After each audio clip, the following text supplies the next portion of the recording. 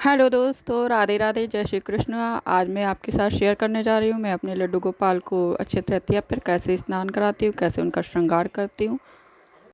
अक्षय तृतीया के दिन हमें लड्डू गोपाल को वैसे ही डेली की तरह उठाना चाहिए।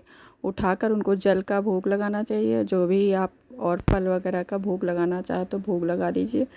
और मैंने यहाँ पे अपने गोपाल जी को उठा के बैठा दिया है। अब मैं पहले शिव जी की सेवा कर लूँगी, उसके बाद ही गोपाल जी को स्नान कराऊँगी। मैंने बाकी और सभी विग्रह को अपना पूजा पाठ कर ली है। अब मैं शिव जी को स्नान करा रही हूँ। मुझे गाय का दूध मिल गया था तो मैं शिव जी को स्नान करा रही हूँ। अब इसके बाद मैं शिव जी को स्नान कराने के बाद गोपाल जी की सेवा करूँगी, गोपाल जी का स्नान कराऊँगी। वैशाख मास पूर्णतः विष्णु जी को अर्पित किया जाता है और इस मास में आप भगवान जी की जितनी सेवा करना चाहें उतनी कर सकते हैं।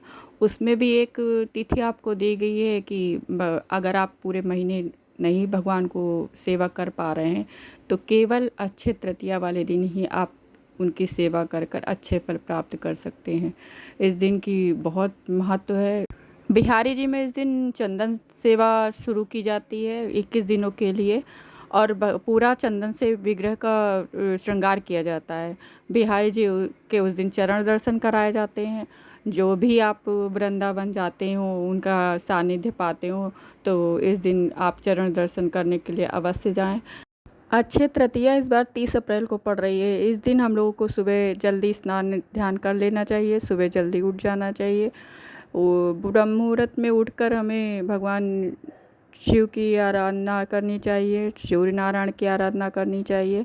उसके बाद हम लोगों को जो भी हमारे आराध्य हैं उनकी सेवा करनी चाहिए, सदगुरुदेव की पूजन करना चाहिए। इस दिन विशेष रूप से लक्ष्मी माता की पूजन की जाती है। आप लक्ष्मी प्राप्ति के लिए और अष्टलक्ष्मी का ध्यान कीजिए और अष्टलक्ष्मी का पूजन कीजिए। लक्ष्मी माता के साथ साथ हमें भगवान विष्णु का भी आराधना करना चाहिए। अगर आपके पास विग्रह स्वरूप हैं लक्ष्मी नारायण तो आप उनका अभिषेक पंचामृत से अवश्य करें। और आपके पास विग्रह स्वरूप नहीं है तो आप ऐसे भी फोटो का भी पूजन कर सकते हैं। और जो भी आपके पास है उपलब्ध है उसी से पूजा कीजिए, सरल विधि से पूजा कीजिए। अब गोपाल जी को मैं दूध से ही स्नान कराऊंगी, इसलिए मैं उनके वस्त्र उतार रही हूँ। दोस्तों, वैशाख मास में अत्यधिक गर्मी पड़ने लगती है, इसलिए हम लोगों को प्रतिदिन लड्डू गोपाल को किसी न किसी वस्तु से स्नान कराना चाहिए। चाहे हम चंदन ले लें, दही ले लें, दूध ले लें या पंचामृत का अभिषेक करें, कभी कभी कुछ न कुछ स्पेशल उनको स्नान कराने के लिए होना ही चाहिए, जिससे उनको शीतलता प्रदान होती रहे और गर्मी का एहसास भी ना हो।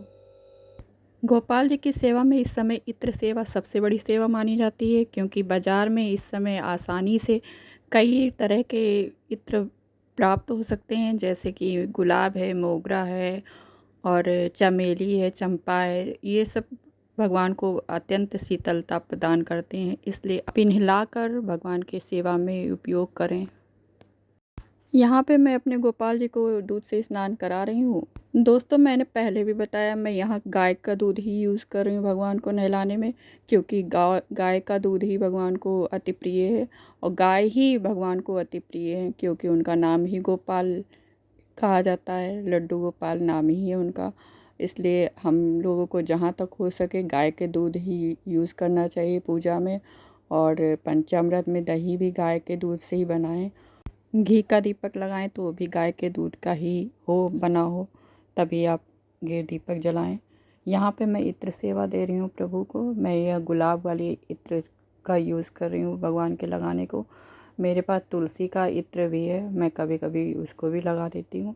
अभी मैं गुलाब का नया लाई थी, इसलिए मैं गुलाब का इत्र लगा रही हूँ भगवान को। जिस दूध को हमने अभिषेक में प्रयोग लिया था उस दूध को हम ग्लास में करके अलग रख लिए हैं। हम पूरे परिवार सहित उस चरणामृत को ग्रहण कर लेंगे। अब मैंने गोपाल जी को अपने पीला वस्त्र धारण कराया है। आप अक्षय तृतीया वाले दिन हो सके तो पीला वस्त्र अवश्य धारण कराएं हमारे गोपाल जी। वैसे भी पीले वस्त्र में हमारे गोपाल जी वैसे भी बहुत अच्छे लगते हैं। गर्मियों में हम लोगों को अधिकतर पुष्पों की सेवा अधिक देनी चाहिए भगवान को। पुष्पों से भी अधिक शीतलता मिलती है भगवान को। अब मैं यहाँ चंदन लगा रही हूँ, चंदन श्रृंगार कर रही हूँ प्रभु को। चंदन सेवा केवल मैं मस्तक पर ही दूंगी भगवान को, इसके अलावा मैं पूरे शरीर में उनको चंदन सेवा नहीं दूंगी, क्योंकि यदि पूरे शरीर में चंदन सेवा दूंगी तो मैं दोपहर में उनको शयन कराती हूँ और फिर मुझे फिर से उनको स्नान कराना पड़ेगा। चंदन लगे लगे मैं उनको शयन नहीं करा सकती हूँ, क्योंकि नहीं कराना चाहिए। मस्तक पर लगा है तो कोई बात नहीं। मेरे लाला बहुत छोटे से हैं, इसलिए मैं बार बार उनको स्नान नहीं देना चाहती हूँ। एक बार सुबह कर चुके हैं तो बस उतना ही ठीक है। यहाँ पे थोड़ा मैंने गालों पे उनके चंदन श्रृंगार दिया है, जो कि मैं शयन करने के टाइम पर हटा दूँगी। पहले मैंने यहाँ डेली यूज़ वाला टीका लगाया है, जैसे मैं रोज़ ही उनको धारण कराती हूँ, और उसके बाद मैं पूरे मस्तक पर लगा रही हूँ, और फिर उसके बाद मैं गालों पे भी थोड़ा सा लगाऊंगी, और श्री जी में लगाऊंगी, श्री भी मैं गालों पे लगाऊंगी। उसके बाद देखिएगा मेरे गोपाल जी कैसे लग रहे हैं, और अगर हो सके तो आप लोग कमेंट कीजिएगा कि आपको मेरे गोपाल जी कैसे दिख रहे हैं। दोस्तों, अगर मेरी वीडियो आपको अच्छी लगती है तो लाइक कीजिए, कमेंट कीजिए और सब्सक्राइब कीजिए मेरे चैनल को। बेल आइकन को दबाना बिल्कुल मत भूलिएगा, क्योंकि उससे आपको नोटिफिकेशन मिलता रहेगा। जो भी मैं नई वीडियो डालूँगी उससे आपको मिलती रहेंगी। दोस्तों, अक्षय तृतीया वाले दिन जितना भी पूजा पाठ का महत्व है उतना ही दान का भी महत्व है। इस दिन फल दान, अन्न दान अवश्य करना चाहिए, और हो सके तो मटके में जल भरकर या शरबत भरकर भी दान करना चाहिए। अक्षय तृतीया एक ऐसी शुभ तिथि है जिस दिन आप कोई भी शुभ कार्य कर सकते हैं, बिना किसी पंडित से विचारे आप कोई भी शुभ कार्य कर सकते हैं। शादी हुआ, गोद भराई हुई और सगाई हुई, भूमि पूजन हुआ, नींव पूजन हुआ, आप जो भी करना चाहते हैं बिना निसंकोच आप कर सकते हैं। इस दिन लक्ष्मी जी की पूजन भी अवश्य करना चाहिए। लक्ष्मी जी जो भी हम दिवाली में कौड़ियाँ लेकर आते हैं और गोमती चक्र लेके आते हैं, उन सबको धोकर अच्छे से गंगा जल से स्नान कराकर उनका हल्दी कुमकुम से पूजन करना चाहिए। अगर हो सके तो हर पूर्णिमा को आप लक्ष्मी जी का पूजन अवश्य करें, कौड़ियों का पूजन, गोमती चक्र का पूजन अवश्य करें। अगर नहीं हो पाता है तो कम से कम अक्षय तृतीया, नवरात्रि और ये विशेष तिथियां हैं जिन पर हमें अपनी उन रखी हुई कौड़ियों को पूजन करना चाहिए, जिससे हमारे घर में वो निगेटिव ऊर्जा आने ही ना पाए।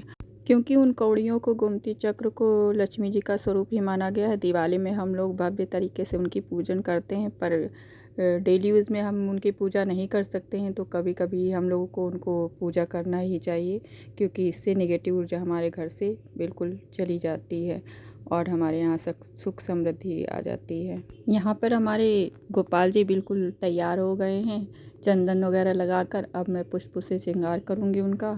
अब मैं कमल नयन को कमल का पुष्प अर्पित कर रही हूँ। अब मैं पुष्पों से श्रृंगार करूँगी प्रभु का, पुष्प ही अर्पित करूँगी। उसके बाद मैंने आईना दिखा दिया है प्रभु को कि वो कैसे दिख रहे हैं वो भी देख लें। मेरे लाला तैयार होने के बाद बहुत सुंदर दिख रहे हैं, इसलिए मैं उनकी बलैया ले रही हूँ, और ताकि किसी की नज़र न लग जाए। अब मैं उनके भोग रखी हूँ, भोग लगा रही हूँ। इसके बाद मैं आरती करूँगी। यहाँ पे मैंने फल का भोग पहले ही लगा दिया था जब मैंने भगवान जी को उठाया था, और भोजन का भोग मैं बाद में लगाऊंगी जब बनाऊंगी। यहाँ पर मैं पूजा में हुई कमियों के लिए भगवान से क्षमा याचना कर रही हूँ कि हे प्रभु, जो भी हमारी गलती हुई हो पूजा में उसे हम सब नादान बालक समझकर हमें क्षमा करें प्रभु। गोपाल जी के चेहरे पे बाल आ रहे थे तो मैं उसको सही कर रही हूँ, क्योंकि मैं उन्हीं को निहार रही हूँ। इतने प्यारे वो लग रहे हैं कि मेरी नज़र ना लग जाए उनको। हमें ईश्वर की सेवा करने के बाद, अपने आराध्य की सेवा करने के बाद एक बार अवश्य गौर से निहारना चाहिए कि हमारी सेवा में कोई त्रुटि तो नहीं रह गई है, कोई कमी तो नहीं रह गई है। इसको हमें ध्यान देना चाहिए। अब मैंने दीपक प्रज्वलित कर लिया है। पहले मैं धूप दिखाऊंगी, उसके बाद मैं आरती करूंगी। रोज़ की पूजा में भी हमको पहले गणेश जी की ही आरती धूप करना चाहिए, उसके बाद ही हम अपनी आराध्य की आरती करनी चाहिए। पहले गणेश जी की आरती और धूप मैं पहले ही कर चुकी हूँ, उनको पहले आचमन वगैरह करा कर भोग दिखा कर तब मैं यहाँ गोपाल जी की सेवा में बैठी थी। अब मैंने गोपाल जी की भी आरती कर ली है। अब मैं पूरे अपने मंदिर का दर्शन आप लोगों को कराना चाह रही हूँ। ये देखिए, आप मेरे भोले बाबा को देख लीजिए, और गौरी माता हैं, गणपति जी हैं, लक्ष्मी माता हैं, बाकी ये विग्रह स्वरूप हैं, और बाकी ये फ़ोटो भी लगी हुई हैं। अब इसी के साथ मेरी वीडियो पूर्ण होती है। सभी को राधे राधे, जय श्री कृष्ण।